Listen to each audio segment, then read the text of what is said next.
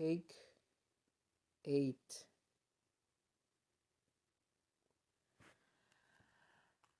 Hi, welcome to the Unskripted podcast. For those of you who aren't aware of YouTube or like how it works, um, it requires pretty consistent uploads to push you to new fans, in like their recommended and their homepage and stuff. And what I realized is I can't get an unscripted out every week. I can't get a true unscripted out. I don't have the time. I'm on. I've been working almost. I I've been working a significant amount of my time in the past 5 days to editing the Alpha and Omega Unscripted, and I am 14 minutes through. So I can't get one out every 7 days. Between the writing and the rewriting and the actual animation, it's just too much. So while me and my friend Jack are working on something to fill this time slot, which is every week I can't get an unscripted out, um, I'm going to release a little podcast version of Unscripted where I have a guideline in front of me, um, and I just kind of talk about something. I have a few ideas of this one in particular is about the recent announcement that Snyder Cut will be released. Um, but this is originally going to be an actual unscripted episode, and then I realized I it didn't really have a clear direction or focus, and I was really unhappy with the recording. And it was going to replace an episode that I already had begun to write. So I do want to keep that one. I was really happy with how I wrote that one, so I want to leave that. But this is really important to me, and this one came to me the same way that the Alpha and Omega one did, where I just kind of, it was 2 in the morning. I'm sitting there just with my own thoughts and going, why? Why would they do this? Um, so this is going to be a lot more relaxed. But welcome to the Unscripted podcast. Um, Quick apology. I still don't have a microphone. I'm working on it. Hopefully, there's one by this episode. Oh, shoot, I wasn't supposed to say the name. Uh, but yeah, there might be. But I don't know if I'll have the microphone by then or not. But it's coming, and we're just gonna jump into it. Today's episode is about Justice League's Zack Snyder cut. Um, if you aren't aware of the Justice League Zack Snyder cut or what that is, um, back in 2012, 2013, 2014, DC released their slate of movies, which it culminated in a two-part Justice League movie. Um, Similar to how Avengers Infinity War was originally Avengers Infinity War Part 1 and Part 2. This is going to be the same way, and it was going to be directed by Zack Snyder, the same man who did Man of Steel and Batman v Superman. Um, and then Batman v Superman: Dawn of Justice was released. People didn't hate it, but it, people didn't like it, so Warner Brothers wanted to try and make it a bit lighter tone, like the Marvel movies that seemed to work. So there's already creative differences between the director and the studio.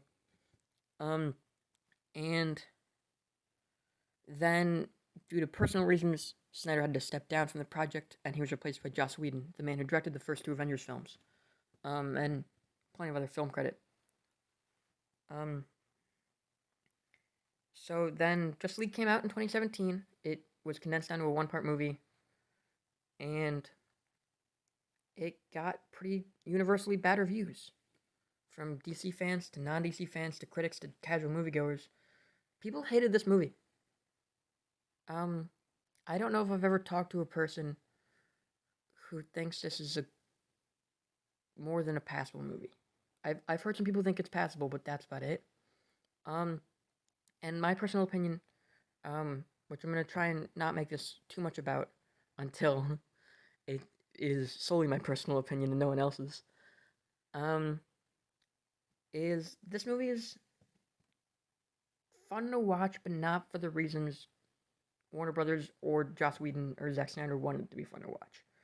This movie is bad, but it's one of those movies that's so bad you can laugh at it. Um, so yeah, I that's my opinion, but Then we cut to maybe 3 days ago, and it was announced that the Snyder Cut that fans have been demanding since late 2017 will finally be coming out in 2021 on HBO Max. So, already this raises a few uh, concerns, in my eyes at least. I know a lot of people were excited, and I want to be very clear. I'm very excited for all the DC fans who have been asking this movie for years. Congratulations, you got your wish. It's coming. But also, I want to point out a few things. A, we don't know if this Snyder Cut we're going to get is actually the Snyder Cut we were supposed to get in 2017. And I know everyone's saying, "Oh, it's going to be," and I know over the years details have leaked about like what was supposed to be in the Snyder Cut. And I've been seeing a lot of that recently, like since they re-announced it. Like, oh, we're going to see more of this, we're going to see more of that. Um, Most of what we know was supposed to be in the Snyder Cut, we were told after Justice League came out, after people had their reactions to the movie. So, there's been a lot of excitement on the internet in the past couple of days, and I just want to say I'm not at that level. I'm not a huge DC fan. I grew up on cartoons like Superhero Squad Show and Avengers vs. Mighty Heroes, and some Marvel comics that were at my local library. So I never really got into Justice League or DC until um, later on, maybe my middle school. Um, and even then, I mean, Man of Steel, and I didn't even see Batman v Superman. I don't, I don't love Man of Steel. I don't love Wonder Woman. Um, I think the only DC film that I've truly enjoyed was Birds of Prey and Shazam. Um, but yeah, I'm not super nostalgic. I'm not seeing this through like a true fan's eyes. So I'm not nearly as excited as everyone else. Which could turn some people off this video, but I do want to be very clear here. That is my stance. And I'm not saying that this can't be a good movie because obviously I think it could be. It could be a great cut of the film, or alternatively, it could be just as bad. I have no idea. But what I think is more likely is this going to be better. And here's why I think so. Because we don't know if everything Zack Snyder said was originally going to be in his Snyder Cut was anywhere in his script. There's a subplot in Justice League, which for those of you who were unfamiliar, is this, I want to say Israeli, but I may be very wrong here, so I'm just gonna I I don't remember. But there's this one family of 4 or 5, and they're not superheroes. They're just normal people running from the battle. And there's this subplot, and they keep cutting these people, and it's boring. I don't care. They're not the Flash. They're not Superman. I don't want to see them. And most people felt this way. Most people felt I don't care about this family. Um, and it doesn't help the movie at all. It slows it down. Um, and Zack Snyder has come out since that movie released and said, I didn't even know about that. That was not in my cut. And where I'm not trying to say that Zack Snyder wrote that and put that in the movie, I do want to say that we can't know for sure he didn't. We can't say for certain that that wasn't in the Zack Snyder version. What I can tell you is I highly doubt that'll be in the released Snyder cut that we get on HBO Max, because I think it's been 3 years now since that movie came out, and I think if anything, in the theatrical release of Justice League people didn't like, whether or not it was in the original Snyder cut, I think will be cut, or at least trimmed to the most of its ability. I think it'll be it'll be closer to the movie people were expecting, but I'm not sure how close it is to the original Snyder cut. So I want to be very clear here. I think it's going to be a better movie, but I don't know if it's the actual Snyder cut. But that leads to what happens if this movie is great. You know, what happens if fans adore it and critics love it, and everyone's happy, and it makes money. I don't. It's going to be released in streaming services, so I don't know exactly how much money will come directly from it. But I do want to state a couple monetary values that the theatrical release cost, and so that didn't make any sense. I'm just gonna Justice League theatrical version cost about 300 million to produce and to make and to shoot and edit, and then it made this movie that people truly just like. Everyone universally agrees it's bad. It made 679 or 50, no 657 million back at the box office. I had the number right before. I had it on my phone, but I don't have that now. Um, but it made over double. It made 600 million plus. Um, so it made over double what it cost to make that film, and people didn't like it. People didn't like it immediately after seeing it. Like, there wasn't like some people who enjoyed this. I have to be very clear here. Nobody liked this movie, and yet it still made double what it cost to make. I don't understand how that could have happened, but it did, and we're moving on. The Snyder Cut's not done. The Snyder Cut should cost about 30 million to make. And I bring all these numbers, because you notice that the theatrical cut of this movie, no matter how bad people thought it was, made tons of money for Warner Brothers. And even if a fraction of that money it made is going back into making another version of this movie that people have been asking for years, Snyder Cut is going to do well. People are going to watch Snyder Cut no matter how bad it is. If this movie is awful, even worse than the theatrical release, people will still watch it. Just because of the hype that's been built up around it for the past 3 years. And so that leads to some concerns I'll get to in a minute. But that leads to another DC property that had the same kind of studio clashing with director. Ultimately, the studio got their way. Was Suicide Squad, and now that Snyder Cut has been confirmed, people are demanding the Ayer cut of Suicide Squad, and this is where my concerns start to raise. Where does it end?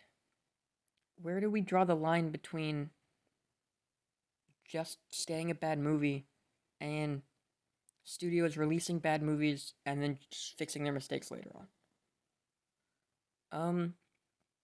And supposedly the Ghostbusters 2016 director is now petitioning for a cut of his movie.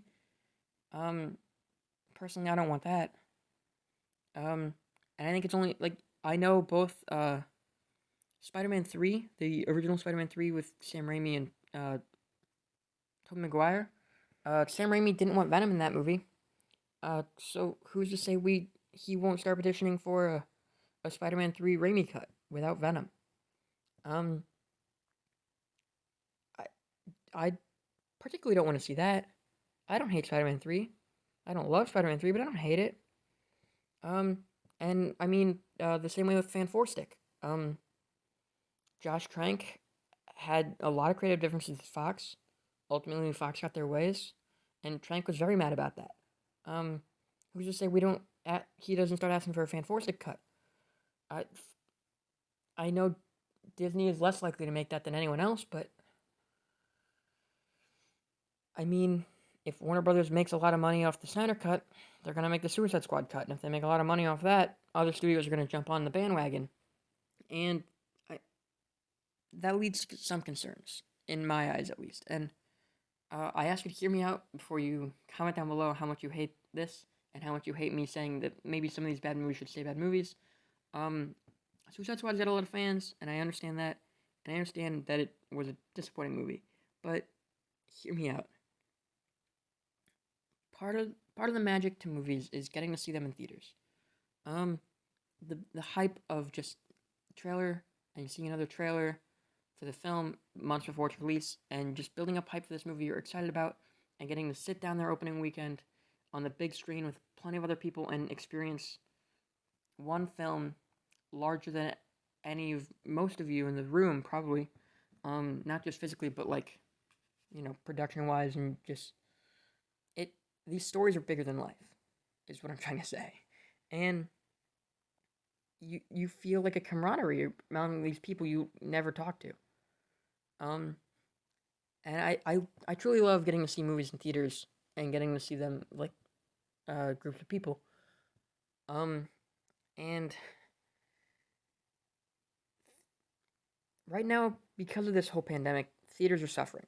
I know, obviously, they're all closed right now as of recording this, but they plan to reopen soon, or at least lockdown plans to lift soon. But a lot of these theaters were suffering before the pandemic. I know my local theater recently filed for bankruptcy uh, in back in February before any of this really hit. So they've now closed. They will not be reopening, which is very sad for me because I grew up in that theater. I saw a lot of my favorite movies in that theater, and it's a very sad moment. And you start realizing that even that more and more of these small theaters are gonna have the same problem very soon. Um, because what the hit of the actual lockdown didn't cause. I know people are talking about not seeing movies for a while. Not It's just too risky. Um, I'm not one of those people. I'm one of the people who's super excited to get back into the theaters and see any movie that comes my way.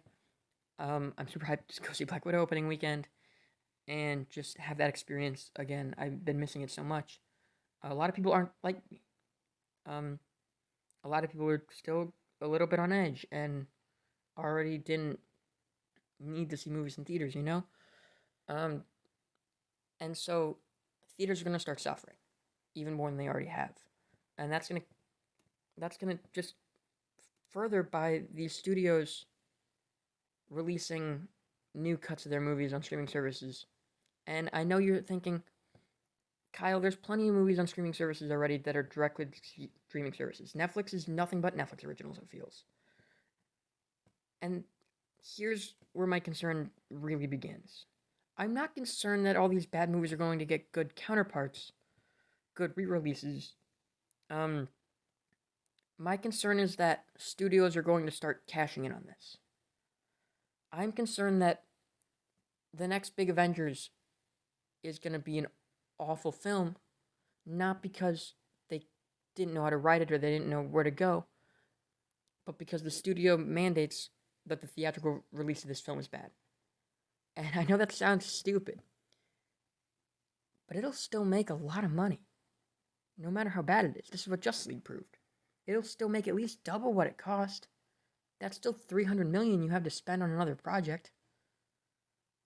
And uh, then in 3 months you can release it on DVD and you can release the director's the new cut.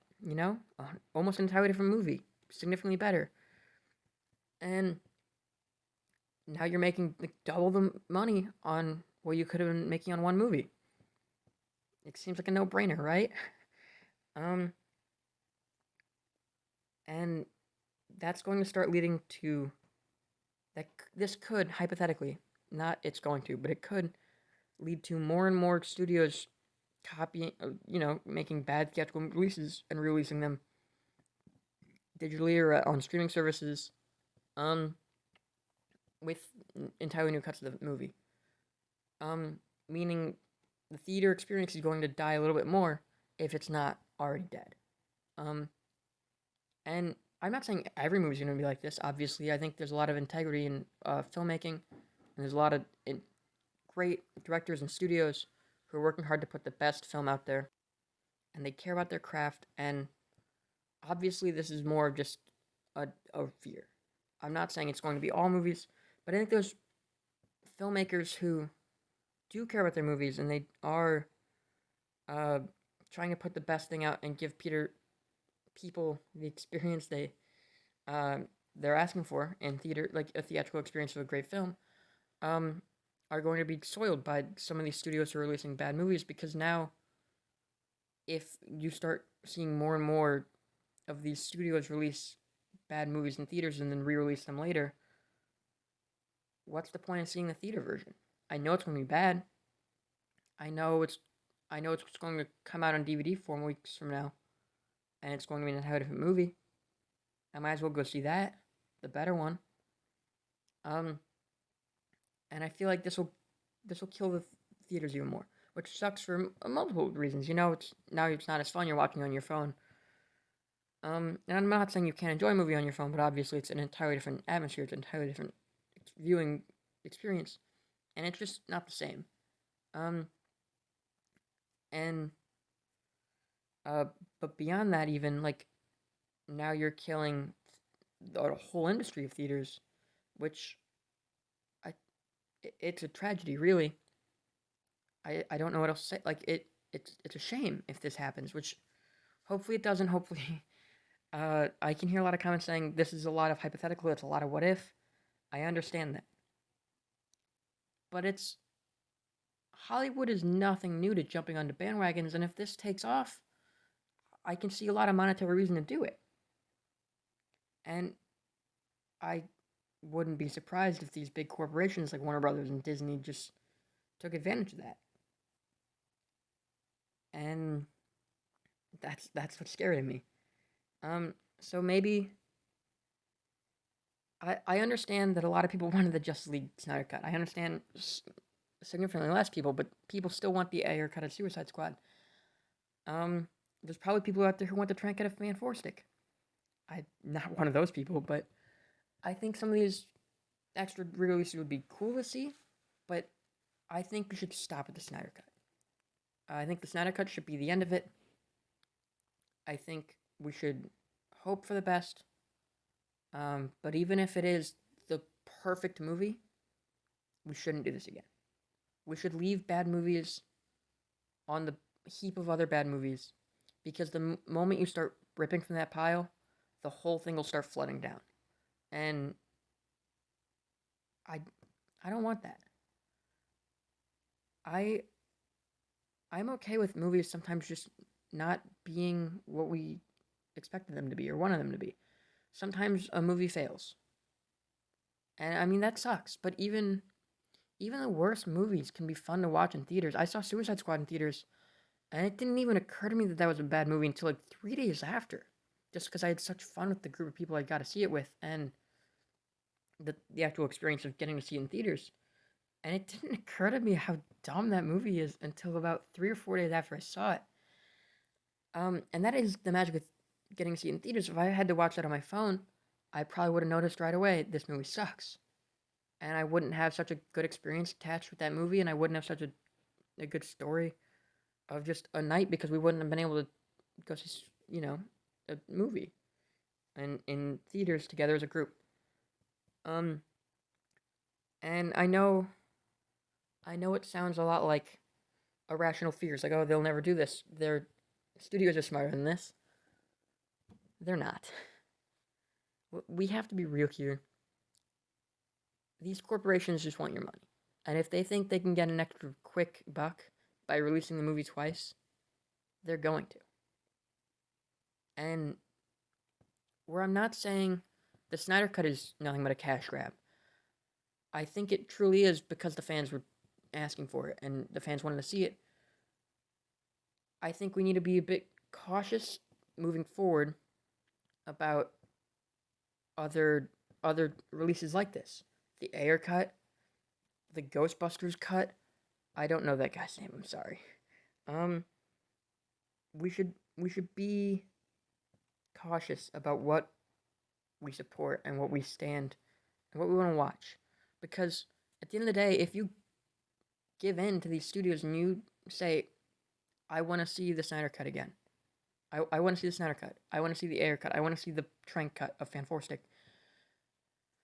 Now you're giving right into their hand. You're letting them win. And personally, I don't want that. I want I want some aspect of the theater experience to stay alive. And obviously I know it will head out eventually. It's a dying industry, and it's it it will eventually fall. But in the meantime, I would like to keep it around as long as we can, and if that means I don't get to see the director's vision of Fan Four Stick, darn. It's such a shame. Truly, I don't care about that movie. I saw the movie. That movie's awful. Guys, quick update. It's been a couple weeks since I actually recorded this video, so a couple major updates have happened since. So I just want to cover those real quick, for the sake of making sure everything in this video is kind of accurate. So first off, David Ayer's Suicide Squad looks more and more like it's going to happen, and where I don't believe it's been confirmed as of recording this, AT&T has heavily teased it on their account, and David Ayer's teasing it on his social media as well. So it's looking like the David Ayer Suicide Squad cut will come out sometime in 2021 or 2022 as well as the Zack Snyder Justice League cut. And also, I talk about in this video about the Josh Trank, Van Forstic director's cut, and Josh Trank has come out and said that we will never be seeing that movie, and I believe his words were, it was too similar, or we don't need to see it. I'll put an image on screen of what his actual quote was, because I don't remember on the top of my head, I'm sorry. But, that sounds like, to me, it was just as bad, if not worse. And, wow. That is a scary thought. And anyway, thanks for watching. If you like this, subscribe, and hit that little bell for updates. I'll leave it in. And if you want to see more of this kind of content, we do unscripted videos every other Thursday, and these unscripted podcasts every other Thursday. We do gaming videos every day, and at X Comics on Instagram and Twitter, and at X Comics official on DeviantArt, we post superhero stories about superheroes, and they're all free, so you can go check us out on those. And yeah, it's me and Jack, same guys who run this channel, and it's a good time. So go check us out, or don't. And if you want to leave a comment saying what games we should play or what movies we should watch, you can do that in the comments below. But thank you, and we will see you next week, where we're watching a very strikingly okay movie. Goodbye.